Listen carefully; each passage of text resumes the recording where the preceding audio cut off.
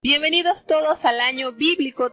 Continuamos y es en el capítulo 4 del libro del profeta Isaías. Escuchemos. Libro de Isaías, capítulo 4. Y echarán mano de un hombre, 7 mujeres en aquel tiempo, diciendo: Nosotras comeremos de nuestro pan, y nos vestiremos de nuestras ropas. Solamente sea llamado tu nombre sobre nosotras, quita nuestro oprobio. En aquel tiempo el renuevo de Jehová será para hermosura y gloria, y el fruto de la tierra para grandeza y honra, a los librados de Israel. Y acontecerá que en el que quedare en Sión, y el que fuere dejado en Jerusalén, será llamado santo, todos los que en Jerusalén están escritos entre los vivientes. Cuando el Señor lavare las inmundicias de las hijas de Sión, y limpiare las sangres de Jerusalén de en medio de ella, con espíritu de juicio y con espíritu de ardimiento. Y criará Jehová sobre toda la morada del monte de Sión, y sobre los lugares de sus convocaciones, nube y oscuridad de día, y de noche resplandor de fuego, que eche llamas. Porque sobre toda gloria habrá cobertura, y habrá sombrajo, para sombra contra el calor del día, para acogida y escondedero contra el turbión y contra el aguacero. Bueno, en este capítulo que acabamos de escuchar, no sé si ustedes han oído, yo he escuchado a varios hermanos de nuestra iglesia pronunciarse sobre el primer versículo, donde nos detalla que de un hombre van a echar mano 7 mujeres en aquel tiempo. Y ellas le van a solicitar solamente que les permita llevar su nombre, para que el oprobio no sea sobre ellas, la burla no caiga sobre ellas. Ellas se van a hacer autosuficientes, es decir, ellas no van a necesitar de que ese hombre las sustente, ese hombre las vista. No, ellas van a ser suficientes para poderse abastecer de las distintas necesidades. Es decir, no tienes que ejercer sobre nosotras ninguna obligación. No tienes que estar comprometidos a estar manteniéndonos, a estar invirtiendo en nosotros. Solamente danos tu nombre para que no nos llamen dejadas o solteras, o para que no estemos sin ese nombre que nos representen. En la actualidad, pues pasaría a ser como ese apellido de del hombre al cual fue el esposo, o fue tomado, fue el que adquirió la responsabilidad. Y he escuchado a varios hermanos de nuestra congregación hacer referencia de que este capítulo hace la presentación de estas mujeres como las iglesias que solamente tienen por nombre el ser cristiana o el pertenecer a una fe, pero no están sujetas al esposo, no están sujetas. Danos solamente tu nombre, que del resto nos encargamos nosotras.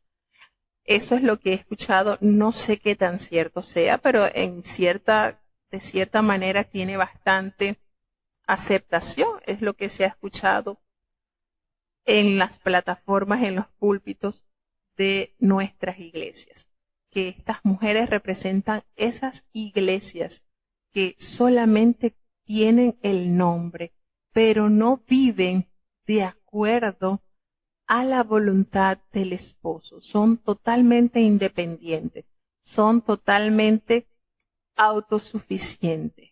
Ellas no tienen ningún compromiso tampoco con el esposo. Solamente dame tu nombre y ya. No hay nada más para entrar en detalle. Es decir, ya solamente queremos tu nombre para que nuestras vidas sean respetadas ante la sociedad, pero no te comprometas con nosotros, así como nosotros tampoco nos comprometeremos contigo. Y bueno, tiene bastante coherencia. Nos dice también en este capítulo, que solamente contiene 6 versículos, que el renuevo de Jehová Es decir, habrá restauración, promesa de restauración de la imagen divina del Señor. Entonces, en este texto se encuentra la profecía de la restauración de la imagen de Dios en el ser humano, es decir, su naturaleza divina y los lazos de hermandad con el resto de la humanidad. Todo el concepto del Espíritu Santo y la restauración se pueden hallar acá. Cuando dice que será llamado santo todos los que en Jerusalén estén registrados entre los vivientes. Entonces aquí hay una promesa de la restauración. Acontecerá que el que quedare en Sión y el que fuere dejado en Jerusalén, ese será llamado santo, el que permanezca en Sión, el que permanezca en Jerusalén. Entonces, cuando el Señor lave todas las inmundicias de las hijas de Sión, cuando el Señor limpiare la porquería de la cual estaba envuelto su pueblo y limpie la sangre de Jerusalén en medio de ella, entonces lo hará. ¿Cómo lo hará el Señor? A través del espíritu de juicio y con el espíritu de devastación. Todo esto entonces será limpiado, será quitado. Y Jehová creará allí, sobre la morada del monte de Sión, que simboliza la presencia y la fortaleza de Dios, sobre los lugares de sus convocaciones, donde se reúne su pueblo, allí el Señor entonces, entre nube y oscuridad de día y de noche resplandor de fuego, que eche llamas, porque sobre toda gloria habrá un dosel. Todo lo que el Señor le está prometiendo a su pueblo. Esa restauración que vivifica, esa restauración que para que se ejecute, por supuesto, para que se ejecute en medio del pueblo de Dios, tiene que haber una limpieza previa. Entonces, todo eso vendrá sobre la gloria y habrá un dosel. Habrá entonces esa estructura que cubrirá el altar, así tal cual, y habrá un abrigo, habrá una sombra contra el calor de día, para refugio y escondedero contra el turbión y contra el aguacero. Y esto nos conecta con el mismo libro de el profeta Isaías en el capítulo 25, donde el Señor se representa como la sombra, como el calor como la sombra que protege del calor durante el día, y ese refugio, ese escondedero que protege contra el turbión y contra el aguacero. Y entonces aquí se hace alusión, se menciona en este capítulo sobre lo que representa el Señor, cuántas funciones tiene Dios en medio de su pueblo. Seguimos avanzando entonces, pues este capítulo es breve y nos vamos al capítulo 5 del libro de Isaías, libro del profeta Isaías, conocido como el príncipe de los profetas. Vamos entonces a seguir viajando hacia el capítulo 5. Escuchemos. Libro de Isaías, capítulo 5. Ahora cantaré por mi amado el cantar de mi amado a su viña. Tenía mi amado una viña en un recuesto, lugar fértil. Habíala cercado, y despedragádola, y plantádola de vides escogidas. Había edificado en medio de ella una torre, y también asentado un lagar en ella, y esperaba que llevase uvas, y llevó uvas silvestres. Ahora pues, vecinos de Jerusalén y varones de Judá, juzgad ahora entre mí y mi viña. ¿Qué más se había de hacer a mi viña que yo no haya hecho en ella? ¿Cómo? Esperando yo que llevase uvas, ¿ha llevado uvas silvestres? Os mostraré pues ahora lo que haré yo a mi viña. Quitaréle su vallado, y será para ser consumida. Aportillaré su cerca, y será para ser hollada.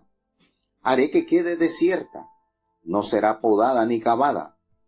Y crecerá el cardo y las espinas, y aún a las nubes mandaré que no derramen lluvia sobre ella. Ciertamente la viña de Jehová de los ejércitos es la casa de Israel, y los hombres de Judá, planta suya deleitosa. Esperaba juicio, y he aquí vileza, justicia, y he aquí clamor. Ay de los que juntan casa con casa, ya llegan heredad a heredad hasta acabar el término. ¿Habitaréis vosotros solos en medio de la tierra? Ha llegado a mis oídos de parte de Jehová de los ejércitos, que las muchas casas han de quedar asoladas, sin morador las grandes y hermosas. Y 10 huebras de viña producirán un saque, y 30 modios de simiente darán 3 modios. Ay de los que se levantan de mañana para seguir la embriaguez, que se están hasta la noche, hasta que el vino los enciende. Y en sus banquetes hay arpas, vihuelas, tamboriles, flautas y vino, y no miran la obra de Jehová, ni consideran la obra de sus manos. Por tanto mi pueblo fue llevado cautivo, porque no tuvo ciencia, y su gloria pereció de hambre, y su multitud se secó de sed. Por eso ensanchó su interior el sepulcro, y sin medida extendió su boca, y allá descenderá la gloria de ellos, y su multitud, y su fausto, y el que en él se holgaba. Y el hombre será humillado, y el varón será abatido, y bajados serán los ojos de los altivos. Mas Jehová de los ejércitos será ensalzado en juicio, y el Dios santo será santificado con justicia. Y los corderos serán apacentados según su costumbre, y extraños comerán las gruesas desamparadas. Ay de los que traen la iniquidad con cuerdas de vanidad, y el pecado como con cuyundas de carreta, los cuales dicen, venga ya, apresúrese su obra, y veamos, acérquese, y venga el consejo del Santo de Israel, para que lo sepamos. Ay de los que a lo malo dicen bueno, y a lo bueno malo, que hacen de la luz tinieblas, y de las tinieblas luz, que ponen lo amargo por dulce, y lo dulce por amargo. Ay de los sabios en sus ojos, y de los que son prudentes delante de sí mismos.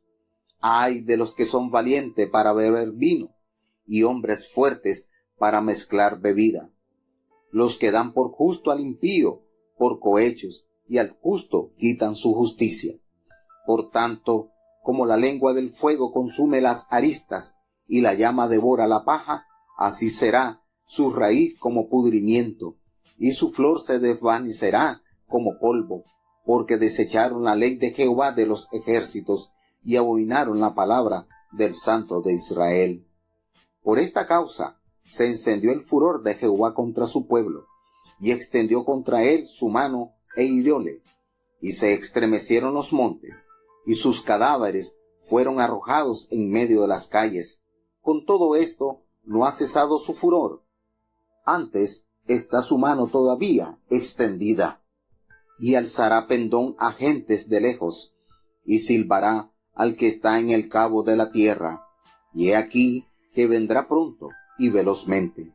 No habrá entre ellos cansado, ni que vacile, ninguno se dormirá, ni le tomará sueño, a ninguno se le desatará el cinto de los lomos, ni se le romperá la correa de sus zapatos. Sus saetas amoladas y todos sus arcos entesados, las uñas de sus caballos parecerán como de pedernal, y las ruedas de sus carros como torbellino. Su bramido como de león, rugirá a manera de leoncillos, rechinará los dientes, y arrebatará la presa, la apañará, y nadie se la quitará. Y bramará sobre él en aquel día como bramido de la mar. Entonces mirará hacia la tierra, y aquí tinieblas de tribulación, y en sus cielos se oscurecerá la luz. Precioso capítulo, versículos que nos es bastante conocido. Tenemos versículos que son muy usados y a la vez están muy actualizados también. tenemos en este capítulo la viña que defraudó a Dios. Nos detalla en el primer versículo y es que representa un bello cántico sobre la viña y es un ejemplo del sublime estilo poético usado por el profeta Isaías, en donde devela claramente que el amado, por supuesto, representa a Jehová de los ejércitos y también la viña representa a Israel y a Judá.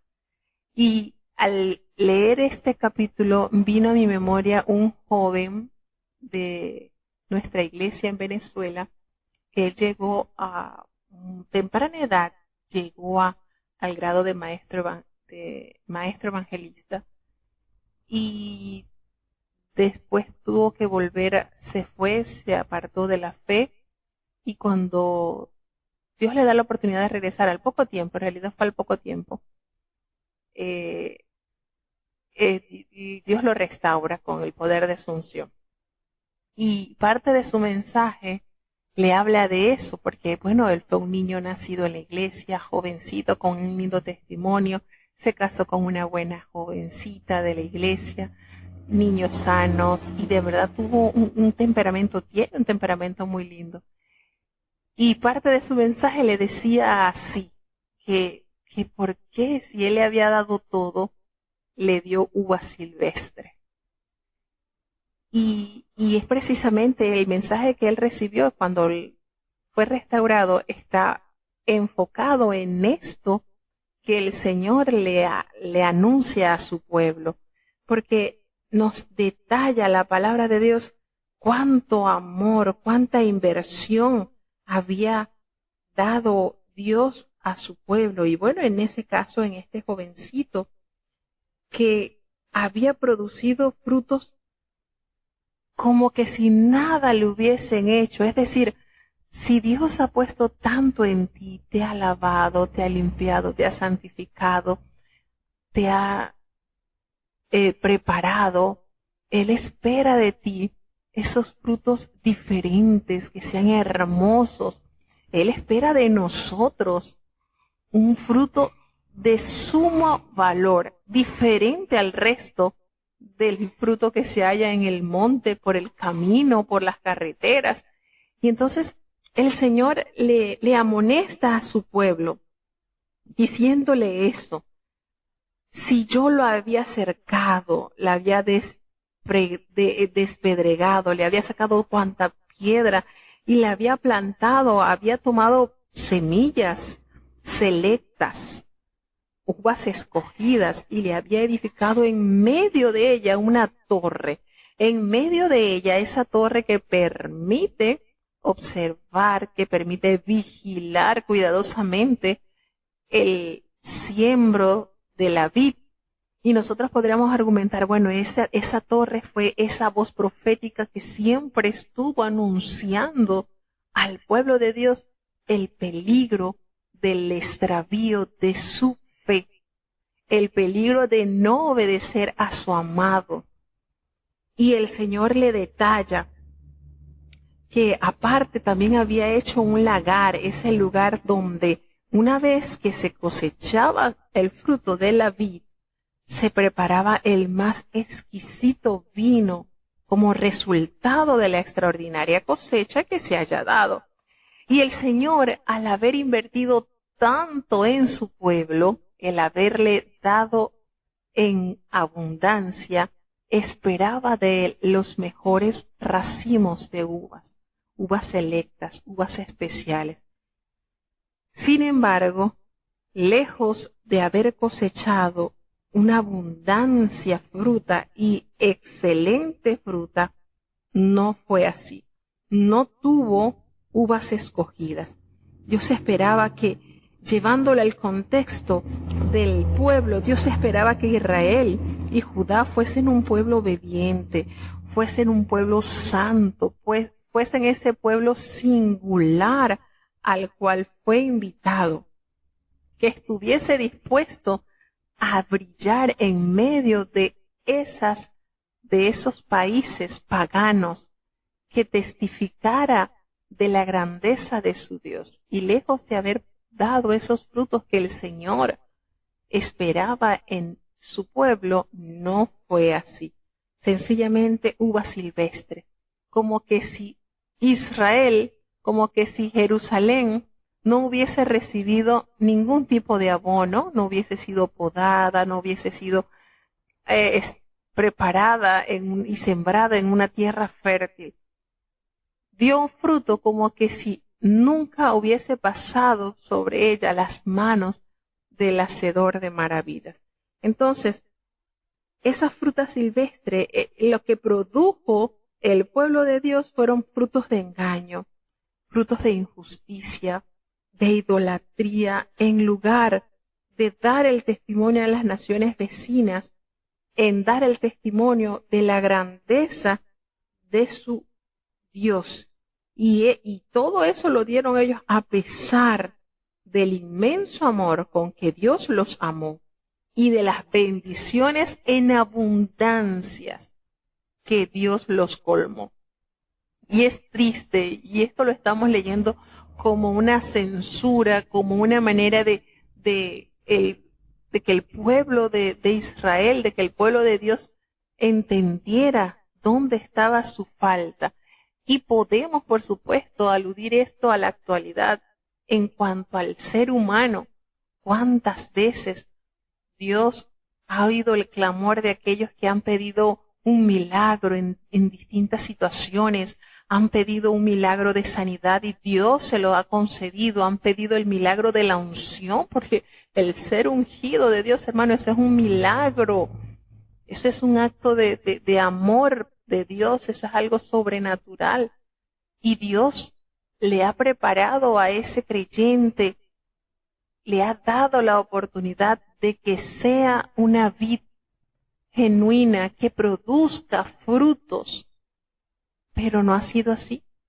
Sencillamente dan frutos comunes y corrientes, iguales a cualquier persona que nunca ha tenido un encuentro con su Hacedor. Y entonces ese llamado, fíjense cómo Dios va describiendo por medio del profeta Isaías la terrible situación en la que estaba hundido su pueblo. ¿Cómo ustedes me van a hacer esto? ¿Cómo no me van a retribuir todo lo que he invertido en ustedes? Y van a ser una nación más del montón. Fíjense cómo la parábola de Jesucristo hace la referencia de que en un viñedo tenía una higuera. Y eso representa al pueblo de Dios. Fruto diferente quiere escoger de nosotros. Y no solamente es que estemos ocupando un espacio en la tierra, sino que demos los frutos que demuestren la obra que Dios ha hecho en nuestras vidas y sigue haciendo en nuestras vidas. Y en esa parábola Jesucristo detalla que el dueño de la vid le dijo, mira, esta higuera tiene mucho tiempo ocupando la tierra y no da frutos. Sin embargo, Jesucristo, explicando, dando esta parábola, decía, déjamela un año más, que yo la cabe, que le eche abono, que yo siga trabajando en ella. Y bueno, después que pase el año, después veremos qué se va a hacer. En pocas palabras, el Señor ha invertido tanto en nosotros que no quiere solamente apariencia, no quiere solamente que estemos de apariencia. Requerimos, el Señor requiere que nosotros demos ese fruto, procuremos, anhelemos que el fruto del Espíritu de Dios esté lleno, aparezca en nuestras vidas como evidencia plena de toda la grandeza que Dios ha hecho y sigue haciendo en nuestras vidas. Entonces, qué maravilloso cómo Dios va educando, a manera que usted va leyendo la palabra de Dios y se va dando cuenta cómo Dios usa esa pedagogía de amor, cómo Dios haciendo la mayor inversión en nosotros para que podamos entender, para que podamos reflexionar, para que podamos cambiar, para que podamos tener esa necesidad de ser productivos para Él, para honra y gloria de su nombre. Y entonces, ¿qué dice? Bueno, todos, que le hace salvedad. Bueno, ahora, a pesar de que ellos no han dado los frutos, bueno, vamos a ver qué vamos a hacer. Juzguen ustedes, a ver, juzguen ustedes. ¿Qué voy a hacer ahora con mi viña? ¿Qué voy a hacer? Y le hace la pregunta, ¿qué más se podía hacer a mi viña que yo no haya hecho en ella? ¿Qué más? ¿Qué otra estrategia tengo que aplicar en ella para que ella pueda dar los resultados que espero ver, que espero alcanzar en ella? ¿Qué más? Haciendo la pregunta, y esto más adelante se va a reforzar con mayor intensidad cuando entremos al libro del profeta Jeremías. ¿Qué más dice el Señor? ¿Qué más quieres? ¿Qué más puedo hacer para ella? ¿Cómo esperando yo que llevase uvas diferentes, de alta calidad, ha sido la cosecha de uvas silvestres? ¿Cómo es esto? Sí, he invertido tanto para que me vengan a salir con este fruto mediocre, con esto que lo encuentro por el camino. Esto que el Señor está viendo en su pueblo, lo encuentra en el monte, lo encuentra en cualquier lugar oscuro que no ha tenido ni recibido ningún beneficio que su pueblo haya recibido. Y entonces anuncia, bueno, les voy a mostrar qué es lo que voy a hacer ahora con mi viña. Les voy a quitar el cercado y esto va a ser incendiado, va a estar totalmente destruido y será pisado. Es decir, el juicio de Dios va a permitir entonces a los invasores paganos, en el caso de Israel del norte fue Asiria, y en el caso del reinado de Judá al sur fue Nabucodonosor, y esto se cumplió, por supuesto. ¿Qué va a hacer? Ellos cayeron, el reino del norte cayó en el año 721 antes de Cristo, y Judá cayó en el año 586 antes de Cristo. ¿Cuál fue la diferencia? Bueno, fueron como casi 150 años aproximadamente allí. Los buenos en matemática, vamos a ver como cuántos años hubo de diferencia. Y entonces esto que el Señor le prometió, se los hizo cumplir. Fíjense que en el año 721 entra a Siria y traslada a todos los moradores de Israel, las 10 tribus que estaban ubicadas al norte de Israel, y fueron trasladadas, fueron llevadas, y esa tierra se corrompió.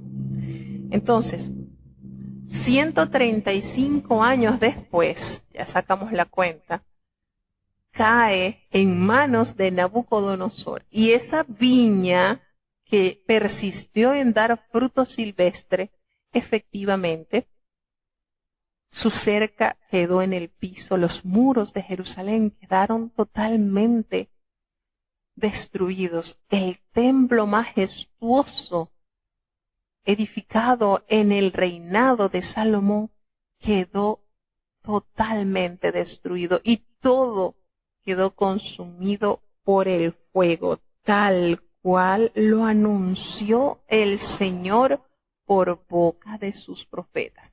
¿Qué sucede? Que el Señor es tan amoroso y paciente que el Señor avisa a sus hijos. Pero, como decía el apóstol Pedro, no crean que la venida del Señor se tarda porque es que Él tarda sus promesas. No, Él es paciente con nosotros. Y el Señor anunció por boca de los profetas cuál sería el resultado de su constante desobediencia. El Señor anunció que lamentablemente el ser humano tiende a pasar inadvertido. No, eso es como lo que se está anunciando, pero si hace muchos años que dicen que Cristo viene, y los evangélicos siempre dicen que Cristo viene, y ¿cuándo va a venir? Generación va, generación viene, y Cristo nada que viene. Vendrá como lo anunció a través de su palabra y a través de los profetas, vendrá. Y ay de aquel que no se apercibió. Entonces, lo mismo ocurrió, aquí ocurrió lo mismo. El Señor anunció por boca de sus profetas cuál sería la paga de la maldad de su pueblo. Y aconteció. 100 y resto de años pasaron, pero esta sentencia se llevó a cabo. Entonces, ¿qué van a hacer? Bueno, la voy a dejar desierta, no volverá a ser podada, nada ni volverá a ser cavada, y en el lugar de donde estaba saldrán cardos y espinos, y aún las nubes mandaré que no derramen lluvia sobre ello, vendrán hasta acontecimientos naturales como evidencia de mi juicio. Y así pasó, hermanos, así pasó. Por eso les hago la salvedad. Cuando usted lee los libros de los profetas y se da cuenta y reconoce las profecías que ellos anunciaron cientos de años y sucedieron, uno tiene que estar bien, pero bien firme en la fe. Eso afirma uno en la fe porque se da cuenta que la palabra de Dios tiene validez, tiene cumplimiento, y aún la historia misma nos confirma estos acontecimientos que nos narra la palabra de Dios. Entonces, ¿qué hará? ¿Qué hará? Bueno, el Señor preparado para hacer este juicio, y la va a dejar desierta allí. Y la viña de Jehová de los ejércitos, ¿cuál es? La casa de Israel. Y los hombres de Judá, planta suya deleitosa, lo revela en el versículo 7.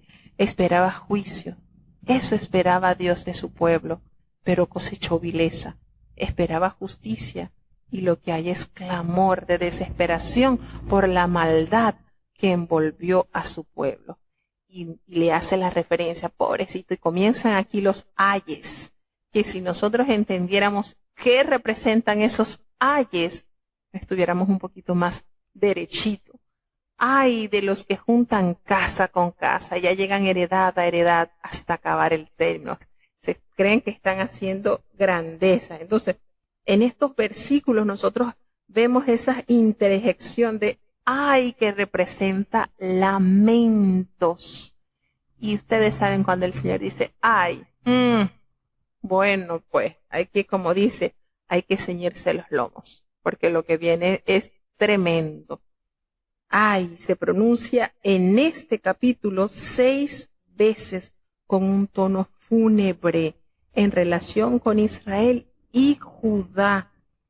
Se especifican tantos pecados de ellos: codicia, autoindulgencia, embriaguez agresiva, vanidad desafiante, perversión moral, presunción, perversión de la justicia. Como resultado de estas cosas, ¿saben lo que va a hacer? Dios llamará a un país vecino para que invadiera y devastara y llevara al pueblo cautivo, y eso precisamente sucedió. Y entonces empieza el Señor a darle a cada uno lo que merecen sus actos. Comienza a decirle que lo que ha llegado a los oídos de parte de Jehová de los ejércitos, las muchas casas que han procurado, todo eso quedará asolado, sin habitantes. Esas casas grandes y hermosas que han construido para su deleite quedarán en la ruina. Todo esto, el esfuerzo que hagan para cosechar de su viña, va a ser en vano. No van a tener el resultado que esperan. Y dice que aquellos que se levantan de mañana para seguir la embriaguez, la borrachera, ay de aquellos que están hasta las altas horas de la noche, llenos del mosto de uva, no en su juicio cabal, sino que en banqueteos, con el sonido de las arpas, de las vihuelas, de los tamboriles, de las flautas y vino, y no miran, no se aperciben de la obra de Jehová, ni consideran lo que Dios ha hecho con sus manos. por tal razón, por tanto descuido, por tanta maldad, por tan vil cosecha que he cosechado de ustedes, por tan maldad, yo los voy a enviar entonces en cautiverio, porque ustedes no han valorado todo el esfuerzo que el Señor ha hecho. Y así les dice entonces que ellos serán humillados y el varón será abatido, y todos esos ojos altivos quedarán entonces en la más vil miseria. Sin embargo, abre paréntesis en el versículo 16 por decir, pero Jehová de los ejércitos será ensalzado en juicio. Con esto que el Señor hará, su juicio se hará conocer, porque el Señor es Dios santo y Él será santificado con justicia, conociendo así que los corderos serán apacentados según su costumbre y los extraños comerán las gruesas desamparadas. Es decir, aquellos que se han creído los grandotes, los superiores, estos serán desamparados. Y aquellos pequeñitos, aquellos que están tiernitos, pues el Señor los cuidará. Es decir, habrá renuevos. Esos renuevos serán protegidos por Dios. Y dice, ay, ay, ay, de los que traen la iniquidad con cuerdas de vanidad. Miren esto. Y el pecado como las coyuntas de carretera. Como ellos se van direccionando a través de la maldad y el pecado. Aquellos que dicen, vengan y apresúrense su obra y vayamos y acérquese y venga el consejo. Y venga el consejo del Santo de Israel para que lo sepamos. Los cuales, ¿verdad? Dice, y estos versículos que son tan conocidos y están tan vigentes en nuestros tiempos, cuando dicen el versículo 20, ay de los que a lo malo dicen bueno. ¿Se está viendo? Lo hemos estado viendo últimamente y si no, miren todas las cosas que se hallan en las redes sociales. Yo por eso no tengo redes sociales, les soy sincero. No tengo nada de eso. Una vez tratando de abrir para un programa en Brasil, no sé qué hice, qué apreté, pero de repente se abrió una cosa allí del Face y ni sé qué hice. Pero yo les digo, no tengo ni Instagram, ni Facebook, ni nada de eso, porque de verdad que están bombardeando con tanta inmundicia las redes sociales que uno tiene que ver eso como un pantano. Mientras más lejos está, mejor. Y eso ha sido un bombardeo diario. Cómo a lo malo le están llamando bueno y a lo bueno le llaman malo. Que hacen de la luz tinieblas y de las tinieblas luz. Miren esa manera de comparar a qué nivel llega el hombre perverso. Y hermanos, esto es impresionante cómo eso llega a un nivel que están las mentes cauterizadas. Y el hablarle de Dios para el hombre perverso es una ofensa. El acercarlo a la luz de la palabra de Dios es para ellos una terrible manera de confrontarlos. A tal punto que hoy en día lo que se conoce como el evangelio inclusivo, donde se enseña que venga tal cual, el Señor a todos le ofrece salvación. No importa en la miseria moral, ética, donde estés, no importa. No cambies, no te preocupes, ya Dios pagó todo. Y eso está totalmente alejado de las enseñanzas de Dios. Y a lo malo le llaman bueno, y a lo bueno, pero si usted insta a vivir en santidad, a alejarse del pecado, no. Eso era en el antiguo pacto. Eso ya, si tú cumples los mandamientos, guarda el sábado, vives bajo maldición. No. A lo malo le llaman bueno y a lo bueno le llaman malo. Miren que estamos viviendo estos tiempos, hermano, donde si usted aborda a una persona que tiene una tendencia del mal, de una vez usted es catalogado homofóbico. usted no. Pero es que la palabra de Dios me habla claramente. Yo no puedo llamar bendición a lo que Jehová tilda como abominación. No podemos.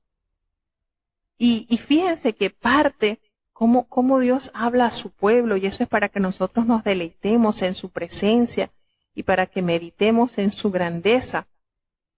Fíjense que el mensaje de este joven Alberto Barzaga comienza: la demanda de mi espíritu es permanente. ¿Usted sabe lo que es eso? Que la santidad se le ha demandado al pueblo de Dios desde el principio. Y eso no varía, eso no es transitorio, eso no es circunstancial, no, es que eso era en otras épocas. Yo recuerdo en una oportunidad un joven de otra denominación, él siempre me veía llegar con mis faldas largas, con mi vestimenta, y una vez me confrontó y me dijo: ¿por qué te vistes así? Yo: bueno, porque la palabra de Dios nos enseña que la mujer debe de vestir con modestia. Oh, quiere decir que yo tengo que vestirme con una barba largota, con esos trapos como se vestían en la época de Jesús. No, eso es en el tiempo antiguo, ahora no. Es que el Señor no ve la apariencia, el Señor mira su corazón. Y bajo esos conceptos envuelven y engañan a muchos incautos. Engañan a muchos incautos. Cuando la palabra de Dios me detalla cómo debe vestirse una mujer santa que profesa fe, una mujer piadosa, cómo debe ser su vestimenta, cómo debe ser su conducta, su hablar, cómo debe ser conocido. Entonces, ¿cuál es el mapa? ¿Cuál es el manual de nuestra formación y de nuestra educación? La palabra de Dios, y es permanente. Entonces, qué hermosa demanda del Espíritu Santo a este joven que está para nosotros también. Debemos amar la palabra de Dios, debemos de leer la palabra de Dios y sobre todo, hermanos, debemos vivir conforme a la palabra de Dios, porque eso nos trae bendición y vida. ¿Cuántos tiempos difíciles se están viendo? ¿Y quiénes son los únicos que tienen promesa de permanecer allí, asidos, pegados a la vid verdadera? ¿Quiénes son? Los que están siendo instruidos, atendidos, los que están atendiendo al llamado del Espíritu Santo. ¿Qué es la demanda? Que volvamos todos a la lectura de la palabra de Dios, porque la palabra de Dios nos santifica. Lo dijo Cristo en la oración intercesora: santifícalos en tu verdad. Tu palabra es verdad. Y si usted quiere ver el reino de los cielos, tiene que vivir en santidad. Es una demanda, es un requisito imprescindible para todo aquel que anhele estar en su reino, en el reino del Señor. Entonces, hay de aquellos que ponen lo amargo por dulce y lo dulce por amargo. ¿Qué es más dulce que la miel? ¿La palabra de Dios? Y entonces, hoy en día la sociedad está poniendo la Biblia como amargura, como lo que trae amargura, como que eso no, eso está obsoleto, estamos viviendo otros tiempos. Lo que es malo, lo que ha sido clasificado por malo, Dios lo dijo, lo sigue diciendo y lo seguirá enseñando a su pueblo. No podemos caer en ese conformismo, en esa suavidad de que, ay no, pero eso era en otros tiempos. No, hermano, qué triste sería si después de nosotros haber conocido esta gloriosa verdad, haber sido revestidos con poder de lo alto, quedemos por fuera. Lo mismo que le pasó a aquellas vírgenes fatuas. Estaban en el mismo lugar con vestiduras santas. Estaban esperando al mismo esposo. Estaban ataviadas tal cual, pero a la final quedaron por fuera en la tiniebla y en la oscuridad. Entonces, esto es para que nosotros meditemos Ay de los sabios en sus ojos, en sus conocimientos, aquellos que se creen prudentes delante de ellos mismos, y de aquellos que son valientes, muy valientes para tomar vino, y son hombres fuertes para hacer mixturas y mezclar bebidas. Aquellos que dan por justo al impío porque han recibido una riqueza o han recibido algún soborno, y entonces se tuerce la justicia al agraviado. Por tanto, así como la lengua del fuego consume cada una de las aristas y las llamas devoran la paja, asimismo será consumido su raíz como un pudrimiento, y todo se desvanecerá como polvo, por la razón de haber desechado la ley de Jehová de los ejércitos, y abominaron la palabra del Santo de Israel. ¿Y ustedes creen que esto que está narrando el profeta solamente fue para el pueblo de Israel? ¿No estará preparado para aquellos que en la actualidad siguen desechando la palabra del Santo de Israel? Por eso el Señor fue encendido en su furor contra su pueblo y extendió contra él su mano después de haber sacado a su pueblo con brazo fuerte, con mano fuerte, con brazo extendido. Ahora ese mismo brazo que los sacó de la servidumbre, ese mismo brazo será extendido contra este pueblo y será herido.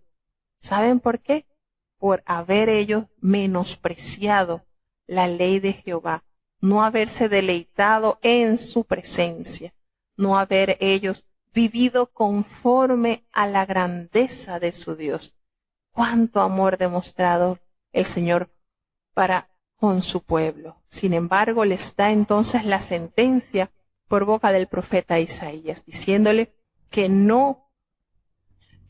cada uno de ellos serán castigados, sus saetas serán amolados, sus caballos, todo en lo que ellos estaban confiados, las uñas de sus caballos parecerán como pedernal y las ruedas de sus carros como torbellino de aquellos enemigos que harán el juicio a este pueblo que pervirtió el camino derecho. Entonces, el Señor les ha prometido que vendrán tinieblas y tribulación, y el cielo se oscurecerá, y todo su mal será en ellos una realidad. Entonces, esto que se está presentando acá, a través de este relato, también es una antesala a lo que pasará a aquellos que persisten en llamar malo a lo bueno, en hacer de lo dulce amargo y de lo amargo dulce. ¿Ustedes creen que no es que ya esto pasó cuando Babilonia invadió Judá? Sí, pero esto también es una antesala. Si así fue palpable en el pueblo, lo vivieron, ¿quién le asegura a usted que por no haberse apercibido, por no haber sido prudente en la hora del castigo, usted no va a recibir también el castigo por andar viviendo lejos de la voluntad de Dios? Entonces, para que meditemos en esto. Seguimos avanzando entonces al capítulo 6 del libro del profeta Isaías. Libro de Isaías, capítulo 6. En el año que murió el rey Usías, vi yo al Señor sentado sobre un trono alto y sublime, y sus faldas henchían el templo, y encima de él estaban serafines. Cada uno tenía 6 alas, con 2 cubrían sus rostros, y con 2 cubrían sus pies, y con 2 volaban. Y el uno al otro daba voces diciendo: Santo, Santo, Santo, Jehová de los ejércitos, toda la tierra está llena de su gloria. Y los quiciales de las puertas se estremecieron con la voz del que clamaba, y la casa se hinchió del humo.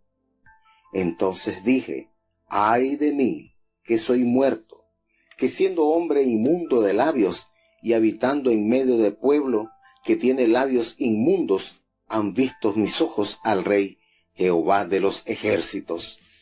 Y voló hacia mí uno de los serafines, teniendo en su mano un carbón encendido, tomado del altar con unas tenazas.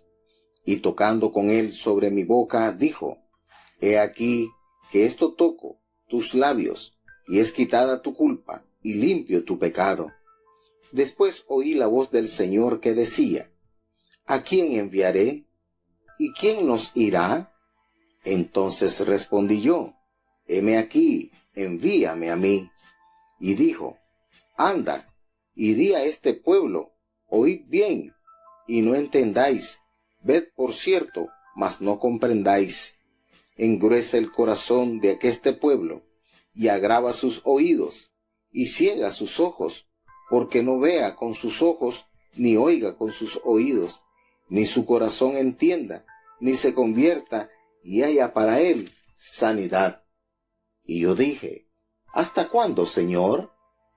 Y respondió él: hasta que las ciudades estén asoladas, y sin morador ni hombre en las casas, y la tierra sea tornada en desierto, hasta que Jehová hubiere echado lejos los hombres, y multiplicare en medio de la tierra la desamparada.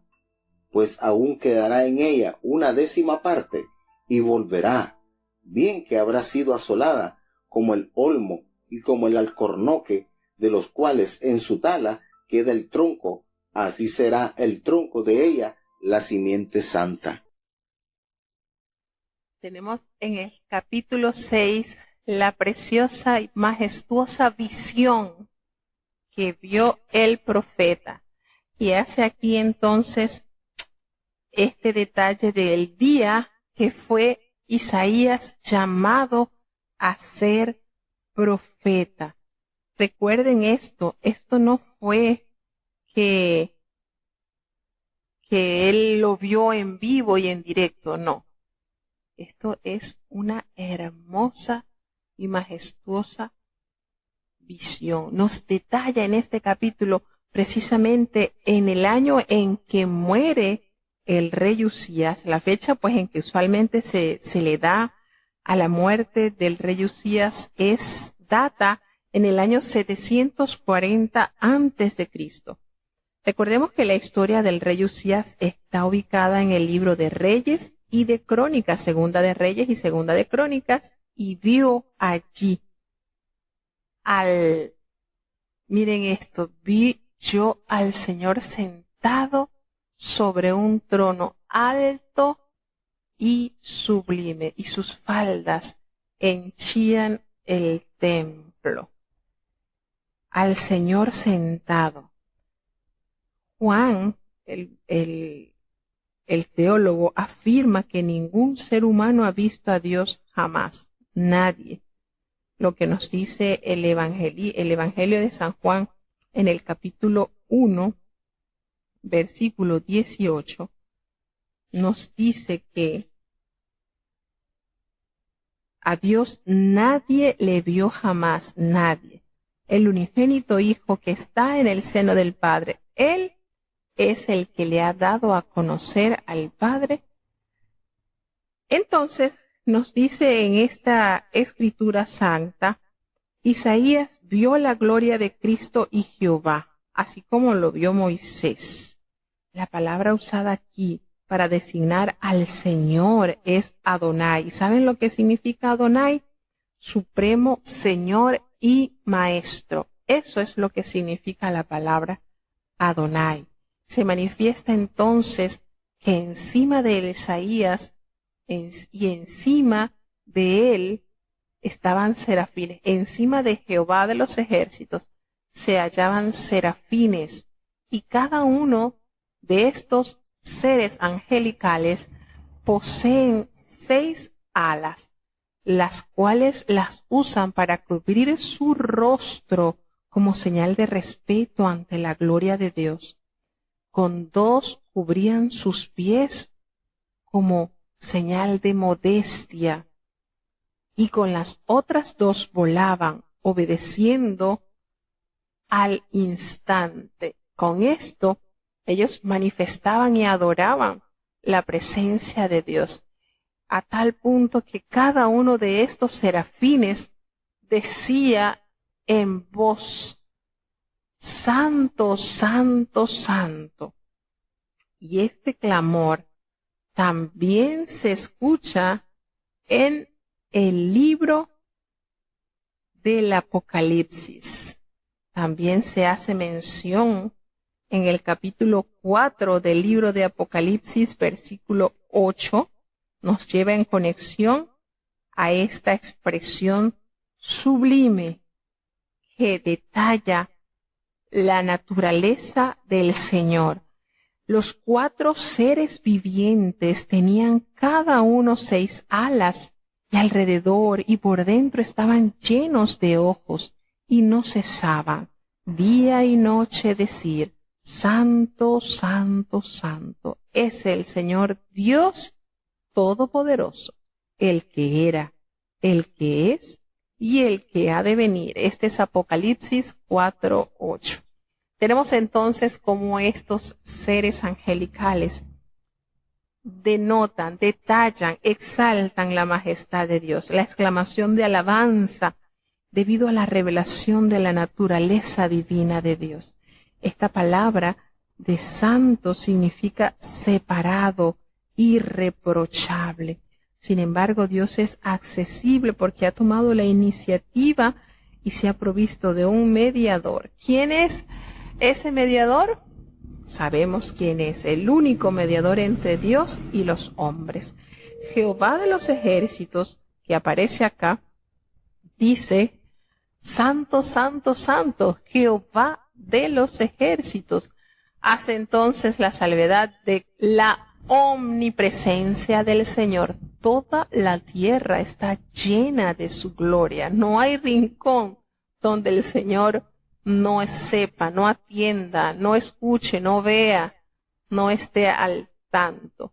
Y los quiciales de las puertas se estremecieron cuando esa voz, con la voz del que clamaba, y la casa se llenó de la presencia del Señor, se hinchó de humo. Y al haber visto esta manifestación maravillosa, ¿qué le tocó ver?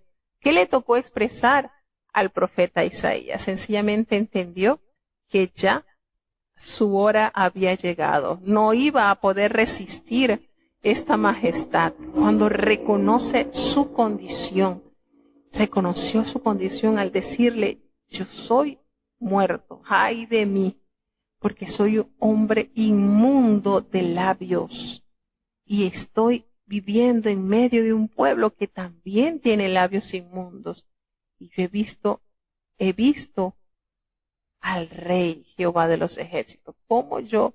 No, de esta sí no la cuento, dijo aquel hombre. Yo de esta sí es verdad que no la cuento, ya, definitivamente no puedo sufrir esto.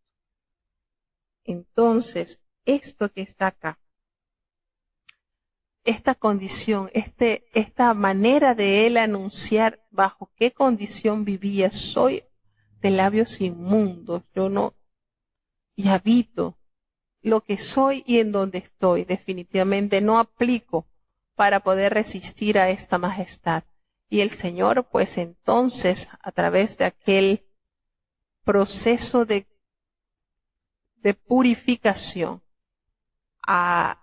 llega uno de los serafines que tenía en su mano un carbón encendido. ¿Y de dónde sería este carbón encendido que el serafín tenía en la mano? ¿De dónde saldría esto?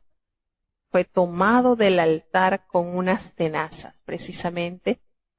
De allí tomó ese carbón y tocó sobre él su boca, y entonces le detalló: tus labios es quitada toda culpa y ha limpiado el Señor tu pecado.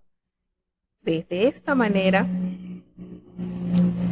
esto es parte del simbolismo de la visión que vio el profeta. Volvemos y decimos: una visión, así como el Señor se transfiguró en el monte delante de estos apóstoles. Esto es una visión. No podemos decir que esto lo vivió en carne propia, porque nadie ha visto al Señor jamás. No podemos resistir su santidad. Ninguno.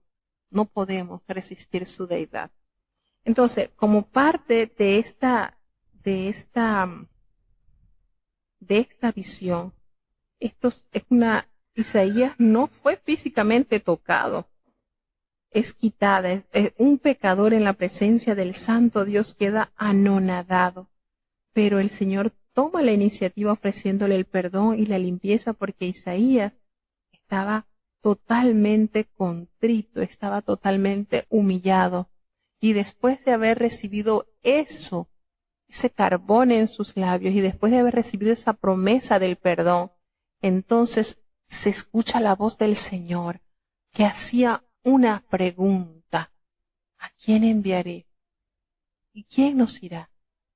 Y allí una vez el gran varón de Dios se manifiesta y dice: heme aquí, envíame aquí, aquí estoy, no busques más, aquí mismo estoy, dispuesto estoy. Entonces, iluminado, limpio de pecado, llamado por Dios, el profeta ya está dispuesto a tomar sobre sí la difícil tarea de este ministerio profético. Una vez que el Señor limpió su culpa, limpió sus labios, entonces la palabra del Señor sería el medio por el cual el profeta anunciaría al pueblo su gran pecado. ¿Y cuál era la misión del profeta? Instar, corregir, hacer reflexionar, que Dios a través de la voz del profeta hiciera conocer la situación de su pueblo para que pudieran entonces reconocer su falta y volverse del mal camino. Y le dijo entonces el Señor: anda, dile a este pueblo que oigan, y no van a entender, no van a comprender, ellos van a tener su corazón bien engrosado y ellos van a tener sus oídos que no van a escuchar, pero ¿sabes qué? Yo para ellos traeré sanidad. Entonces, en estos capítulos nos damos cuenta que el profeta no se le da en esperanza sobre una respuesta positiva del pueblo. No se le está diciendo: anda, que ya el corazón de ellos está preparado para servirte, para que ellos puedan aceptar todo lo que yo te voy a enviar a decirles. No. Inmediatamente el Señor le da a entender que esa labor en la cual él debe de emprender no será nada fácil, porque así como sucedió en tiempo de Jesús, de hecho Jesucristo en varias oportunidades sale a recordar lo dicho por el profeta Isaías, y una de estas es estos versículos que narra, lo dice, lo dice en los evangelios también, esta expresión que dice que anda y dile a este pueblo. Lo dice dice: engruesa este corazón de este pueblo y agrava sus oídos, ni su corazón entienda y se convierta y hayan para ellos sanidad. Entonces le dije: Señor, ¿y hasta cuándo? Y él le dijo: hasta que las ciudades estén asoladas y no haya quien habite y no haya nadie en sus casas, hasta que la tierra ya esté hecha en un desierto, porque el Señor va a echar lejos a los hombres de este lugar. Después de haberle dado esta herencia, quedará entonces desierta. Sin embargo, se detalla entonces la esperanza, que habrá una 10ª parte, es decir, el diezmo quedará como una reliquia que no va a ser destruida. Ellas van a ser allí, van a estar cortados, van a ser cortados como un tronco, sí, pero allí habrá simiente santa. Es decir, ahí aún quedará en ella una 10ª parte allí, y ellos volverán bien, ellas retornarán. Y en ellos entonces, allí se llamará, qué linda manera de expresarlo, ¿verdad? Simiente santa. Seguimos entonces al siguiente capítulo del libro del profeta Isaías. Libro de Isaías, capítulo 7. Aconteció en los días de Acaz, hijo de Jotán, hijo de Uzías, rey de Judá, que Resín, rey de Siria, y Peca, hijo de Remalías, rey de Israel, subieron a Jerusalén para combatirla, mas no la pudieron tomar. Y vino la nueva a la casa de David, diciendo: Siria se ha confederado con Efraín, y estremeciósele el corazón, y el corazón de su pueblo, como se estremecen los árboles del monte a causa del viento. Entonces dijo Jehová a Isaías: Sal ahora al encuentro de Acaz, tú y Sear Hasabud, tu hijo, al cabo del conducto de la pesquera de arriba, en el camino de la heredad del lavador.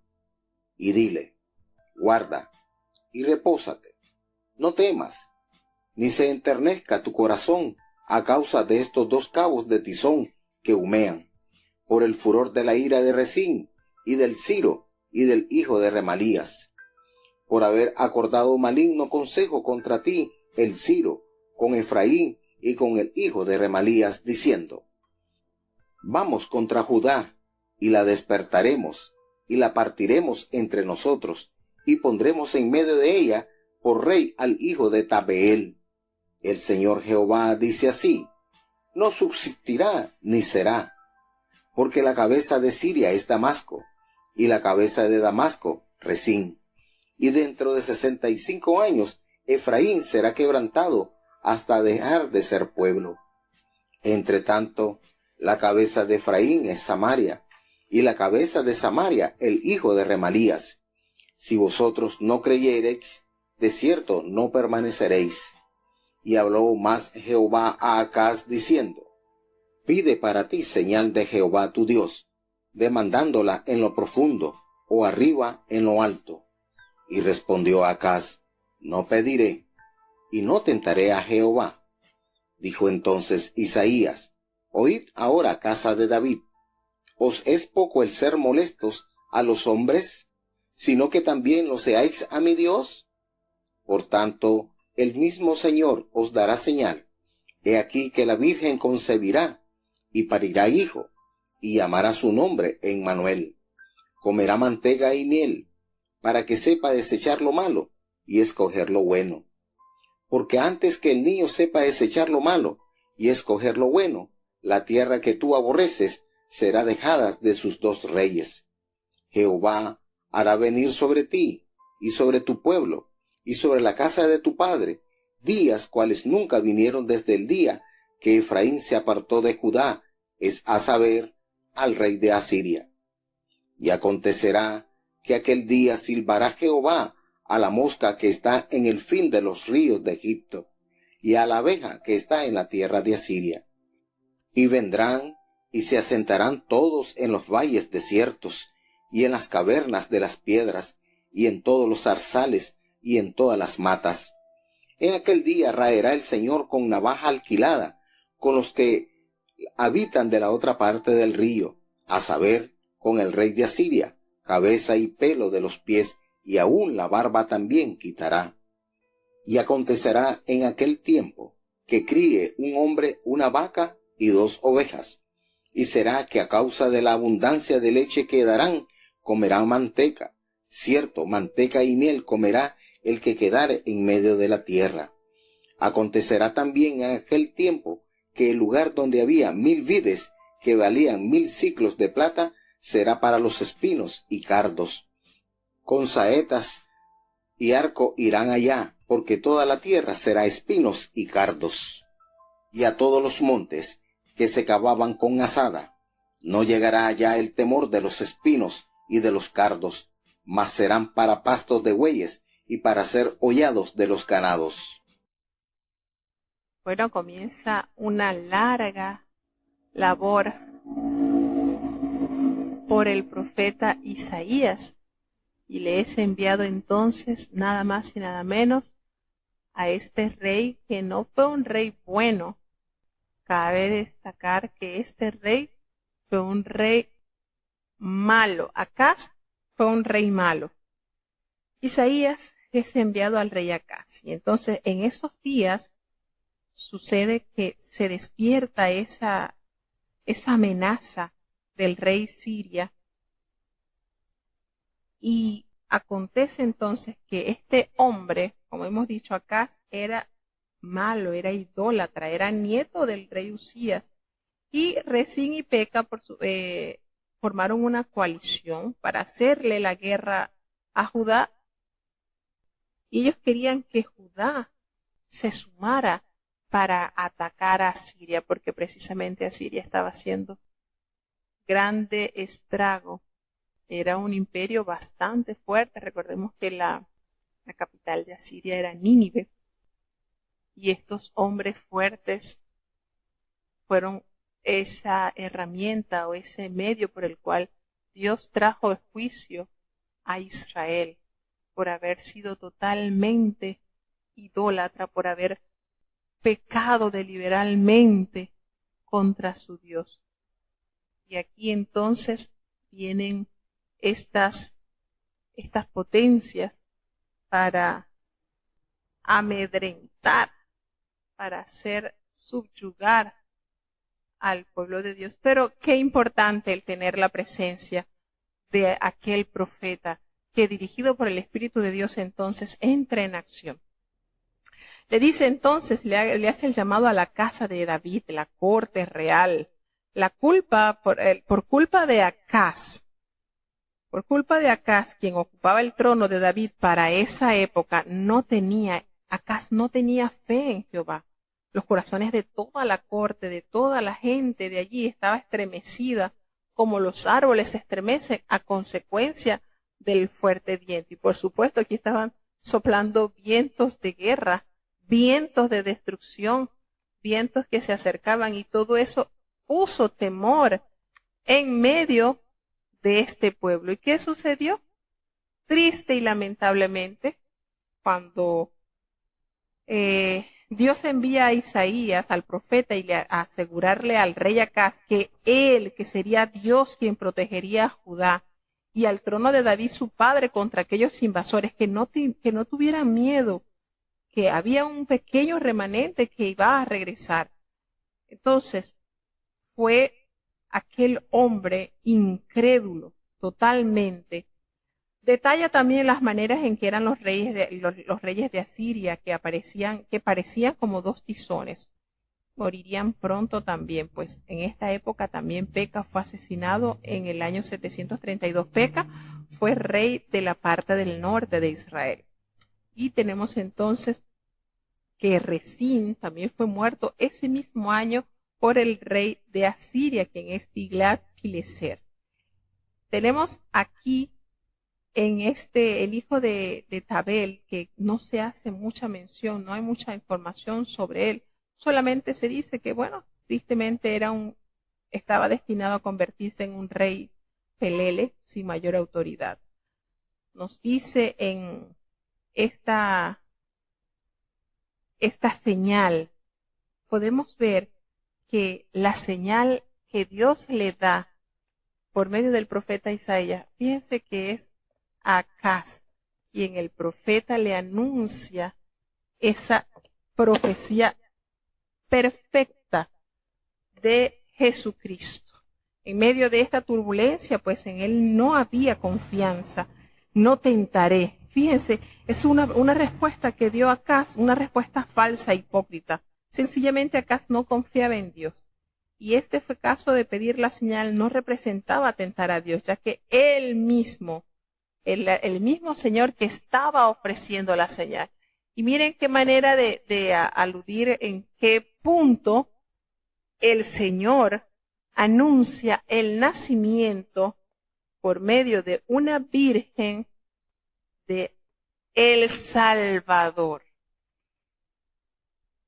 La señal profética fue dada a Acaz, nada más y nada menos como la confirmación de la esperanza del pueblo de Judá en medio de esta terrible adversidad que se avecinaba, y tuvo una consumación histórica inmediata. Su uso en el Nuevo Testamento demuestra que también tuvo un significado mesiánico. Fíjense cómo entra entonces esta profecía para darle ánimo, para darle motivos de seguir luchando al rey Acaz. Y en este contexto vemos entonces cómo fue anunciado el nacimiento del Señor aproximadamente 700 años antes de que fuera cumplida esta profecía. ¿Qué sucede? Que es imposible para las personas que desconfían de la Biblia como fuente divina de inspiración de Dios, de que esto haya sido así, que con tanto tiempo una profecía predictiva se haya dado. Imagínense cuánto tiempo había transcurrido y esto se llegó a cumplir y fue citado por el evangelista Mateo. Cita estas citas donde confirma lo que el Señor había prometido. Mateo, Lucas toman estas profecías dadas por el profeta Isaías a este rey Acaz. Entonces, ¿cómo hace tanto impacto el saber cómo Dios ya estaba trabajando en un plan perfecto para remisión de su pueblo? Dice que he aquí, miren cómo dice, por tanto, el Señor mismo les dará una señal. Eso lo dice en el versículo 14.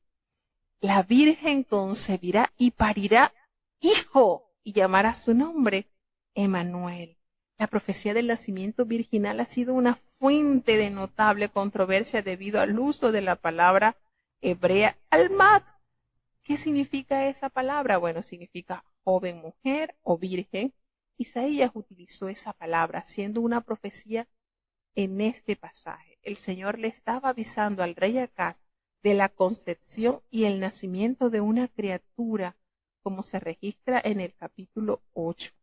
Pero el Espíritu Santo también se refería al Mesías que vendría, y ese niño nacería de una virgen. El hecho de que Cristo nació de una virgen es algo indiscutible, de acuerdo con el uso de la palabra griega que se usa en el libro de Mateo y en el libro del Evangelio de San Mateo y de Lucas, donde definitivamente hace la alusión a la madre de Jesús. Comerá manteca y miel. Estos alimentos para un niño que ya ha sido destetado simboliza la habilidad de un infante para discernir entre lo bueno y lo malo y muestra la recta capacidad de juzgar. Esta parte de la profecía no está aplicado, o sea, no se hace notar o no se relata en el Nuevo Testamento.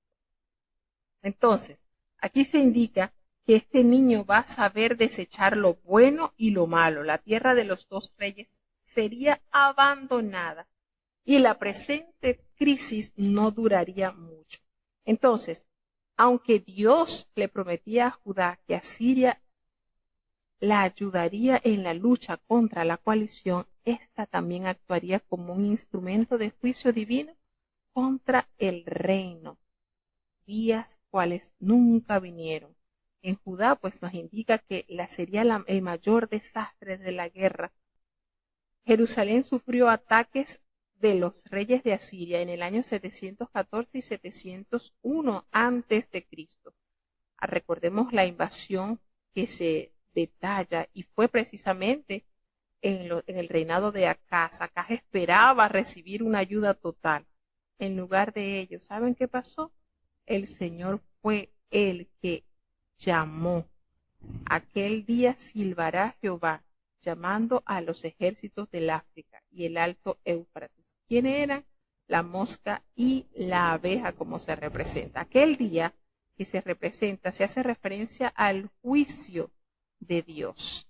Aquí alude pues a la invasión que se hizo con Asiria, una manifestación histórica también de lo que será el juicio de Dios. También nos habla que raerá con navaja, es una señal de humillación que era aplicado a los esclavos. Y cuando hace la alusión a la mantequilla y la miel, pues dice que hace referencia nuevamente mantequilla y miel en el versículo 21 y 22. Acontecerá en aquel tiempo que criará un hombre una vaca y 2 ovejas, y a causa de la abundancia de la leche que darán, comerá mantequilla, ciertamente mantequilla y miel comerá el que quede en medio de la tierra. Y entonces aquí simboliza la comida de alguien que estaba sometido a ciertas privaciones. Entonces, Judá, por supuesto, no será ya una próspera ciudad, una tierra donde fluía leche y miel a causa de sus prevaricaciones. Entonces, lo triste de esto es que a pesar de que la voz de Jehová estuvo presente por medio de los tiempos, su pueblo persistió en hacer pecado, abominación. No se preocupó por vivir conforme al plan divino dado de Dios. Es triste y lamentable a medida que uno va viendo las historias y va conociendo un poco de lo que el pueblo de Dios en el transcurso de su existencia ha cometido errores. Sin embargo, la existencia del pueblo de Israel, aún en nuestros tiempos, es una clara evidencia del cumplimiento y la exacta precisión de la palabra de Dios. Todo esto, pues, como una evidencia clara de lo que Dios hace en medio de su pueblo.